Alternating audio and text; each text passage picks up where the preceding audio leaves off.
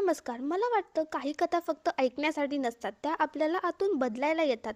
त्या आपल्याला थांबवतात, विचार करायला लावतात आणि कधी-कधी नकळत डोळेही ओले करतात. आज जी मी कथा सांगणार आहे ती फक्त शब्दांची नाही, ती माणुसकीची, त्यागाची आणि एका छोट्या स्वप्नांची गोष्ट आहे. चला, ही कथा ऐकूया. मास्तरांनी शाळेबाहेर एका मुलाला समोसे विकताना पाहिले. तेव्हा त्यांनी त्याला आत नेले आणि म्हणाले, "तू शाळेत येऊन शिकत जा. तुझा सर्व खर्च मी उचलेन." जेव्हा मुख्याध्यापकांनी हे पाहिले, तेव्हा त्यांनी मुलाला असे म्हणून काढून टाकले की यामुळे आमच्या शाळेची प्रतिष्ठा कमी होईल. मग मास्तरांनी त्या मुलाचे दुसऱ्या शाळेत प्रवेश मिळवून दिले आणि त्याचा खर्च स्वतः उचलण्यास सुरुवात केली. यामुळे मास्तराच्या स्वतःच्या घराची परिस्थिती बेताची झाली. तेव्हा त्यांची पत्नी म्हणाली, "या गरिबाचा खर्च बंद करा." दुसऱ्या दिवशी तो मुलगा मास्तरांना आपली बॅग परत देऊन निघून गेला. जेव्हा मास्तरांनी बॅग उघडली तेव्हा त्यांच्या आश्चर्याला सीमा राहिली नाही. कारण त्यात "समोसे घ्या, समोसे घ्या, ताजे आणि गरम समोसे." शाळेच्या बाहेर उभा असलेला तो मुलगा येणाऱ्या जाणाऱ्यांना समोसे घेण्यासाठी सांगत होता. थंडीचा काळ होता. गरम वाफा सोडणारे समोसे सर्वांना आपल्याकडे आकर्षित करत होते. पाहणाऱ्यांच्या तोंडाला पाणी सुटत होते आणि ते खरेदी केल्याशिवाय राहूही शकत नव्हते. त्याच्याकडे थोडे पैसे जमा झाले की तो शांतपणे शाळेच्या मुलांकडे पाहू लागायचा. त्याच वेळी मास्तरांनी त्याच्याकडे पाहिले. शाळेच्या सुट्टीची वेळ होती. ते घरी जाण्यासाठी स्वतःच्या गाडीची वाट पाहत होते. ड्रायव्हर थोडा उशिरा येणार होता, म्हणून त्यांनी निवांतपणे मुलाकडे पाहण्यास सुरुवात केली. तो मुलगा इतर शालेय विद्यार्थ्यांकडे टक लावून पाहत होता. त्यांच्या खांद्यावर लटकलेल्या दप्तरांना पाहत त्याच्या डोळ्यात एक वेगळीच इच्छा उतरली होती. चेहऱ्यावर गरिबीची जाणीव स्पष्ट दिसत होती. त्याचा चेहरा पाहताच मास्तरांना समजले की हा मुलगा हुशार आहे आणि त्याला शिकण्याची इच्छा आहे. पण गरिबीने त्याला परवानगी दिली नव्हती. कोणास ठाऊक कोणती आपत्ती आली होती की तो पोटापाण्याच्या चिंतेत अडकला होता आणि शिक्षणापासून वंचित राहिला होता. त्याचे छोटे हात, ज्यात कधी लेखणी असायला हवी होती, आज ट्रे धरून होते. त्याचे वय खेळण्या बागडण्याचे होते, पण काळाने त्याला वेळेआधीच मोठे केलं होतं. त्या दिवसानंतर मास्तर दररोज त्या मुलाला पाहू लागले. त्याचे वागणे, त्याची नजर, त्याची शांतता हे सर्व एक कथा सांगत होते. तो कमी बोलायचा, पण त्याचे डोळे खूप काही सांगून जायचे. जेव्हा त्यांची खात्री पटली की हा मुलगा खरोखरच गरिबीमुळे शिक्षणापासून दूर झाला आहे, तेव्हा त्यांनी मनात एक संकल्प केला. दुसऱ्या दिवशी ते त्या मुलाकडे गेले. आता त्यांच्या विचारांना कृतीत बदलण्याची वेळ आली होती. त्यांनी मुलाला प्रेमाने हाक मारली आणि विचारले, "बाळा, तुला शिकायचे आहे का?" मुलाने डचकून त्यांच्याकडे पाहिले. त्याच्या डोळ्यात पाणी आले होते, पण त्याने नाही म्हणून मान हलवली आणि हळू आवाजात म्हणाला, "नाही, मला नाही शिकायचे. माझ्याकडे एवढे पैसे नाहीत. मी समोसे विकूनच माझ्या घराची परिस्थिती सुधारू इच्छितो." "तुम्ही किती समोसे घेणार?" त्याने व्यावसायिक पद्धतीने विषय बदलण्याचा प्रयत्न केला. त्याला वाटले की बोलणे तिथेच संपावे. मास्तरांनी प्रेमाने त्याचा हात धरला आणि म्हणाले, "तुझ्या शाळेचा सर्व खर्च मी उचलेन. फक्त तुला मन लावून शिकावे लागेल." मुलाने पुन्हा नकार दिला आणि म्हणाला, "मला दान नको." मास्तरांनी त्याच्या स्वरात स्वाभिमानाची भक्कम भिंत दिसत होती. त्याच्या डोळ्यात निश्चय आणि अश्रू दोन्ही होते. मास्तर त्याच्या स्वाभिमानाने खूप प्रभावित झाले. ते थोडा वेळ त्याचा चेहरा पाहत राहिले. मग कोमल स्वरात म्हणाले, "ठीक आहे, जेव्हा तू मोठा होशील आणि चांगली नोकरी लागली की माझे कर्ज परत कर." त्याने शांतपणे त्यांच्याकडे पाहण्यास सुरुवात केली. मनातील भीती थोडी वितळली, पण संकोच अजूनही होता. शेवटी मास्तरांनी त्याचा हात धरला आणि त्याला शाळेच्या आत नेले. मुलगा कोणताही विरोध न करता त्यांच्यासोबत आत गेला. त्यांच्या चेहऱ्यावर आनंद दिसत होता, पण त्याचबरोबर त्याला विश्वासही बसत नव्हता की खरोखर त्याला शिक्षण घेण्याची संधी मिळत आहे. मास्तरांनी त्याच्यासाठी दप्तर आणि पुस्तके खरेदी केली आणि शाळेत प्रवेश मिळवून दिला. त्याच्या शिक्षणाचा सर्व खर्च त्यांनी उचलला. देवाने आपल्याला हे पुण्य कमवण्याची संधी दिली, म्हणून ते मनातल्या मनात देवाचे आभार मानत होते. ही एक खाजगी शाळा होती, जिथे श्रीमंत कुटुंबातील मुले शिकत होती. एका छोट्या घरातील मुलासाठी इथे जागा बनवणे सोपे नव्हते. या मुलाचे नाव केशव होते. केशवकडे साध्या वह्या आणि साधा गणवेश होता. तो इतर मुलांसारखे महागडे कपडे घालत नसे. ना त्याच्याकडे महागडे दप्तर होते, ना टिफिनमध्ये महागडे पदार्थ असायचे. तो खूप कष्ट आणि जिद्दीने शिकू लागला, पण आधुनिक पद्धतीने इंग्रजी बोलू शकत नव्हता. त्याला समजण्यात अडचण येत होती, कारण त्याचे वातावरण इंग्रजी बोलणारे नव्हते.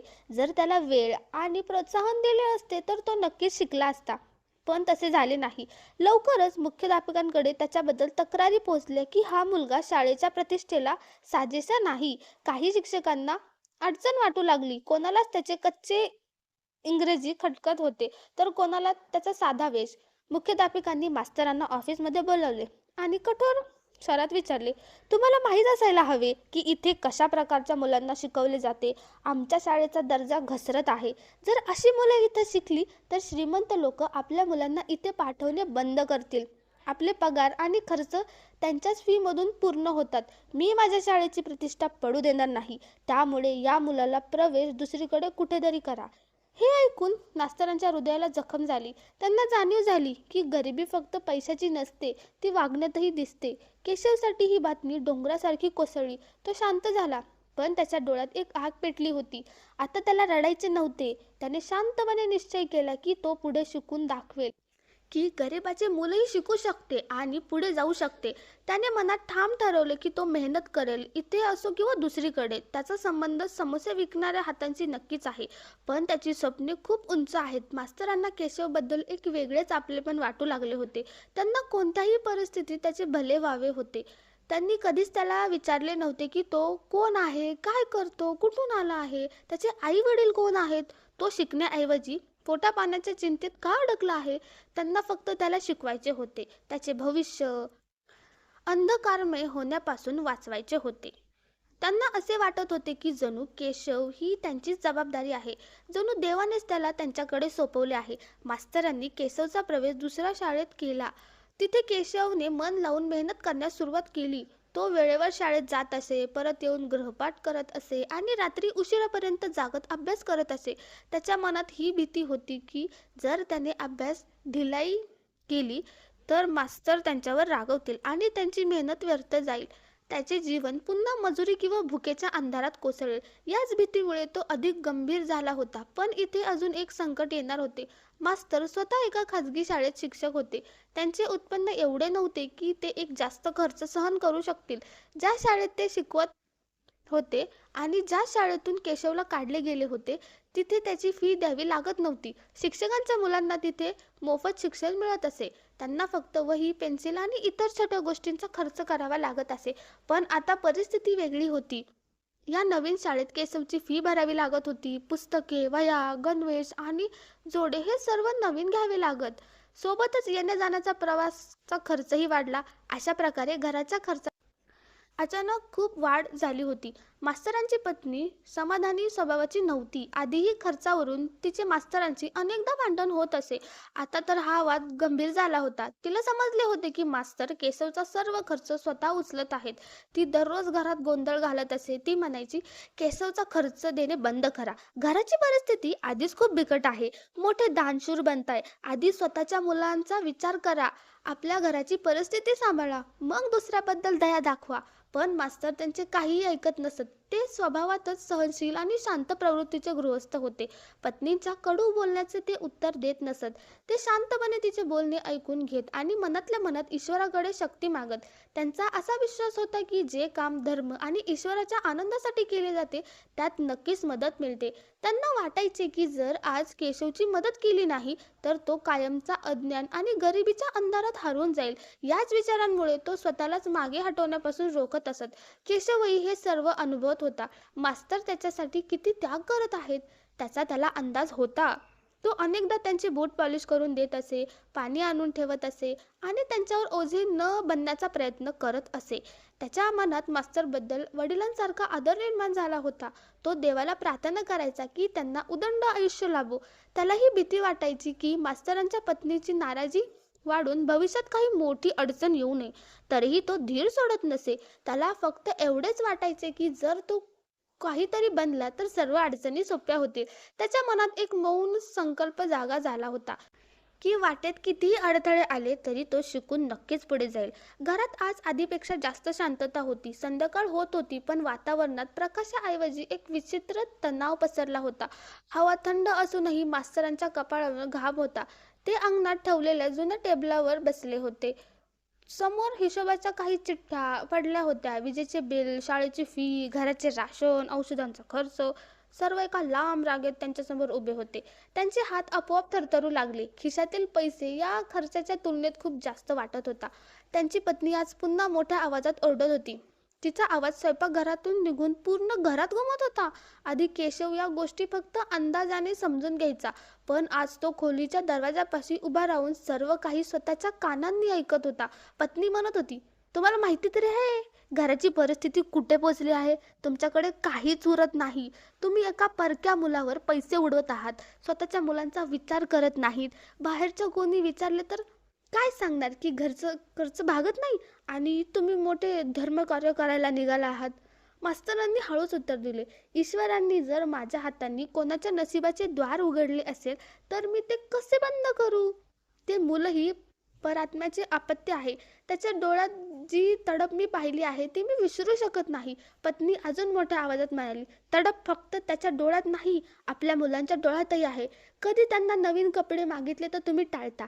कधी कुठे जायची इच्छा व्यक्त केली म्हणता नंतर बघू. शेवटी हे कधीपर्यंत चालणार? हा केशवचा खर्च बंद करा, नाहीतर लक्षात ठेवा परिस्थिती तुमच्या हाताबाहेर जाईल. हे शब्द बाणासारखे वातावरणात घुमले आणि केशवच्या काळजाला लागले. त्याचा विश्वास जणू थांबला. आज पहिल्यांदा त्याला तीव्रतेने जाणवले की त्याच्यामुळे या घरात कलह निर्माण होत आहे. तो तिथे थांबला नाही. शांतपणे आपल्या खोलीत गेला. तिथे त्याचे दप्तर पडले होते. ते दप्तर जे मास्तरांनी प्रेमाने दिले होते. त्याने त्या दप्तरावरून हात फिरवला, जणू तो निरोप घेत असावा. त्याच्या डोळ्यासमोर अनेक चित्र उभी राहिली. पहिला दिवस जेव्हा तो समस्या विकत होता, मास्तरांचा आवाज, त्यांचे प्रेम, त्यांचा विश्वास, मग शाळा, दप्तर आणि पुस्तके. पहिल्यांदाच त्याने कोणाला तरी गुरुजी म्हणून हाक मारली होती. त्या सर्व आठवणी त्याच्या हृदयात धडधडू लागल्या. त्याचे डोळे भरून आले, पण तो रडला नाही.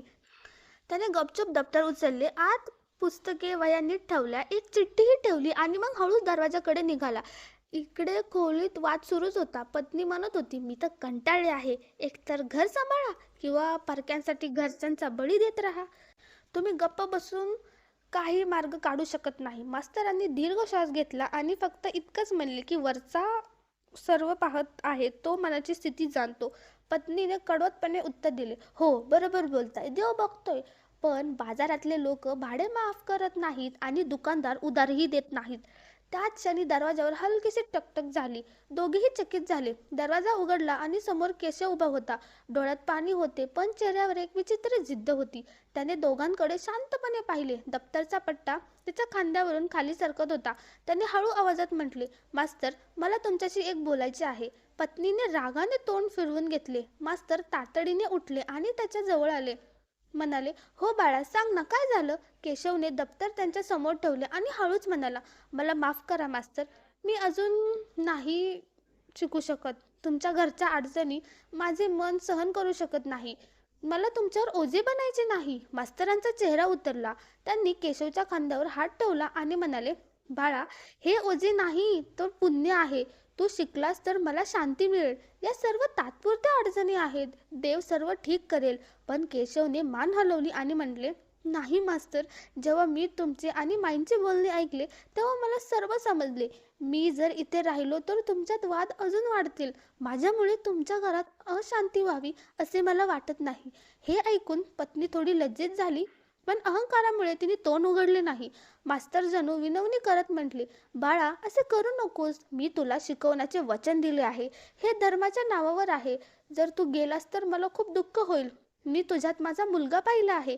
केशवच्या डोळ्यात एक अश्रू ओघळला, पण त्याने चेहरा फिरवला जेणेकरून मास्तर पाहू शकणार नाहीत. त्याने हळू आवाजात म्हटले, मी सुद्धा तुम्हाला माझ्या वडिलांसारखेच मानतो. म्हणूनच जात आहे, जेणेकरून तुम्हाला अजून त्रास होऊ नये. मी पुन्हा समोसे विकेन, मजुरी करेन, पण तुम्ही माझ्यावर पैसे खर्च करून स्वतः कष्टात राहावे हे मी सहन करू शकत नाही. मास्तरांनी पुढे होऊन त्याचा हात पकडला. गळा दाटून आला होता. ते म्हणले, केशव, जाऊ नकोस. तुझे जाणे म्हणजे माझा पराभव असेल, ज्याने माझ्या आयुष्याची तपस्या अपुरी राहील. पण केशवने हळूच आपला हात सोडून घेतला. त्याने नजरा झुकवल्या आणि म्हटले, आजपर्यंत मी तुमचे प्रत्येक शब्द मानले आहेत, पण आज मला माझे स्वतःचे ऐकावे लागेल. मला आज्ञा द्या. निरोप घेण्याच्या पद्धतीने त्याने त्याच्या चरणांना स्पर्श केला आणि मागे सरकला. मग हळूहळू दरवाजाच्या दिशेने चालू लागला. त्याचे प्रत्येक पाऊल जणू मास्तरांच्या हृदयावर पडत होते. ते काही क्षण सुन्न होऊन उभे राहिले. मग अचानक शुद्धीवर आल्यासारखे ते बाहेरच्या दिशेने धावले. गल्लीत येऊन त्यांनी हाक मारली, "केशव, थांब!" पण गल्ली निर्मनुष्य होती. लांब कुठेतरी धुक्यात एक छोटीशी सावली पुसट चालली होती. मास्तर परत आले तेव्हा त्यांचे डोळे ओले होते. खोलीत शांतता पसरली होती. त्यांनी ते दप्तर उचलले जे केशव सोडून गेला होता. ते दप्तर त्यांच्या हाताला एखाद्या जड दगडासारखे वाटत होते. ते खुर्चीवर बसले. त्यांचे हात थरथरत होते. हळूहळू त्यांनी दप्तराची झिप उघडली. दप्तर उघडताच त्यांच्या आश्चर्याला सीमा राहिली नाही. त्यांचे डोळे विस्फारले गेले. त्यांनी एक क्षण श्वास रोखला आणि दप्तराच्या आत पाहिले. कारण दप्तराच्या आत पुस्तके नव्हती. आत फीच्या काही पावत्या, थोडे थोडे जमा केलेले पैसे आणि एक चिठ्ठी होती. मास्तरांचे हात कापू लागले. त्यांनी चिठ्ठी उघडली. त्यावर लिहिले होते, "मास्तर, मी समस्या विकून थोडे थोडे करून हे पैसे जमा केले आहेत. मला तुमच्यावर ओझे बनायचे नव्हते. माझ्या आई वडिलांचा एका अपघातात मृत्यू झाला. त्यानंतर माझे मामा मला सोबत घेऊन गेले. मला सुरुवातीपासूनच शिकण्याची खूप आवड होती. पण माझ्या मामांची तशी इच्छा नव्हती. त्यांनी मला समस्या विकायला लावले. मग तुम्ही मला भेटलात. तुम्ही मला वडिलांप्रमाणे प्रेम दिले. आता मी तुम्हाला अजून संकटात टाकू शकत नाही. मी तुमच्यापासून दूर जात आहे. पण देवाला प्रार्थना आहे की तुम्हाला सुखी ठेव. मी पुन्हा कधी तुमच्यासमोर लज्जित होऊ नये. तुम्ही माझ्यासाठी देवासारखे आहात. तुमच्यावर खूप प्रेम आहे. आपला केशव." शब्द संपले, पण डोळ्यातील पाणी थांबले नाही. कागद ओला झाला. मास्तरांच्या छातीवर जणू डोंगर कोसळला. ते खुर्चीवर बसून राहिले. त्यांची पत्नी हळूहळू जवळ आली. तिने त्यांच्या हातातून तो कागद घेतला. जसे तिने वाचायला सुरुवात केली, तिचा आवाज हरवला. डोळ्यातून अश्रू वाहू लागले. ती रडत म्हणाली, "मी खूप वाईट बोलले. मी त्या निष्पाप मुलाचे मन दुखावले. तो आपल्यापेक्षा कितीतरी चांगला निघाला. मीच लहान मनाचे ठरले. मला माफ करा." ती रडत होती आणि पुन्हा पुन्हा म्हणत होती, "देव करो आणि तो परत यावं. काश मी त्याच्या डोक्यावर हात ठेवला असता." तिने पतीकडे वळून म्हटले, "तुम्ही त्याला नक्की परत घेऊन या. काही झाले तरी मी आता कधीच त्याच्या आड येणार नाही. मी त्याला खर्च करण्यापासून रोखणार नाही. मला फक्त तो मुलगा परत हवा आहे." मास्तरांनी डोळे पुसले. डोळ्यात एक निश्चय आला. त्यांनी शाल पांघरली आणि घराबाहेर पडले. गल्ली गल्ली पालथी घातली. जिथे केशव पूर्वी समोसे विकायचा तिथे गेले. प्रत्येक दुकानदाराला विचारले. प्रत्येक चौकात नजर फिरवली. संध्याकाळची रात्र झाली, पण पावले थांबले नाहीत. शेवटी एका कोपऱ्यावर तोच छोटा स्टॉल दिसला. एक सडपातळ मुलगा ट्रे घेऊन उभा होता. तो केशव होता. त्याला पाहताच मास्तरांचा गळा भरून आला. त्यांनी हाक मारली, "केशव बाळा." केशव दचकून वळला. त्याच्या डोळ्यात आश्चर्य, आनंद आणि भीती सर्व एकत्र दिसले. मास्तरांनी पुढे होऊन त्याला मिठी मारली. दोघांचे डोळे ओले होते. मास्तर म्हणाले, "बाळा, घरी चल. मी तुला न्यायला आलो आहे. तू कुठेही जाणार नाहीस. तू माझा मुलगा आहेस." केशवने थरथरत्या आवाजात म्हटले, "मास्तर, तुमच्या घरात माझ्यामुळे भांडणं होतात. मी ओझे बनत आहे." मास्तरांनी त्याचा चेहरा आपल्या दोन्ही हातात घेऊन म्हटले, "आज माझ्या पत्नीनेही तुझी माफी मागितली आहे. त्यांनीही तुला आपला मुलगा मानले आहे. आता तू आमच्यासोबत राहशील. तू ओझी नाहीस. तू आमच्या नशिबाचा प्रकाश आहेस." केशवचे अश्रू वाहू लागले. त्याने मूक संमतीने मान हलवली. ते घरी परतले. पत्नीने दरवाजा उघडला. जसे तिने केशवला पाहिले, ती त्यांच्यासमोर बसली. रडत म्हणाली, "मला माफ कर. मी तुला कष्ट दिले. तू मला आई म्हणशील ना?" केशवने घाबरून त्यांना उठवले आणि हळूच म्हटले, "तुम्ही मला असे म्हणू नका. तरीही मी तुम्हाला आईच म्हणेन." त्या रात्री घरात भांडण झाले नाही, तर कृतज्ञता व्यक्त झाली. पण लगेच कोणताही चमत्कार झाला नाही. दुसऱ्या दिवशी अचानक पैशांचा पाऊसही पडला नाही किंवा कष्ट संपले नाहीत. दैनंदिन खर्च तरीही कठीणच होते. मास्तर पुन्हा मेहनत करत राहिले. पत्नी समाधान शिकू लागली. केशव अभ्यासही करायचा आणि संध्याकाळी थोडी मदतही करायचा, जेणेकरून हातभार लागेल. काळ हळूहळू बदलू लागला. अडचणी सोबत होत्याच, पण आता घरात प्रेमही सोबत होते. केशवने मन लावून अभ्यास सुरू ठेवला. त्याचे गुण सुधारू लागले. शिक्षक त्याला ओळखू लागले. शेजारचे लोक ईर्ष्येने आणि अभिमानाने त्याच्याकडे पाहू लागले की हाच तोच समोसे विकणारा मुलगा जो आता सर्वात पुढे जात आहे. वर्ष सरली. केशव मोठा झाला. शिक्षण पूर्ण केले, परिश्रम केले आणि त्याला नोकरी मिळाली. पगार कदाचित खूप जास्त नसेल, पण तो इमानदारीचा आणि मेहनतीचा होता. त्याने आपल्या पहिल्या पगाराचे पाकिट मास्तरांच्या हातात दिले आणि हसून म्हणला, "आता वेळ आली आहे माझे कर्ज फेडण्याची." मास्तरांच्या डोळ्यात पाणी आले. पण यावेळी हे पाणी दुःखाचे नसून समाधान आणि आनंदाचे होते. घरात भरभराट आली, पण ती सकाळच्या किरणेप्रमाणे हळूहळू अंधार दूर करत आली. अशा प्रकारे या कथेने शिकवले, पुण्य आपला रस्ता नक्कीच शोधतो. फक्त संयम, धाडस आणि मनाची शुद्धता हवी. जर तुम्हाला ही कथा आवडली असेल तर व्हिडिओला लाईक करा. Thanks for watching.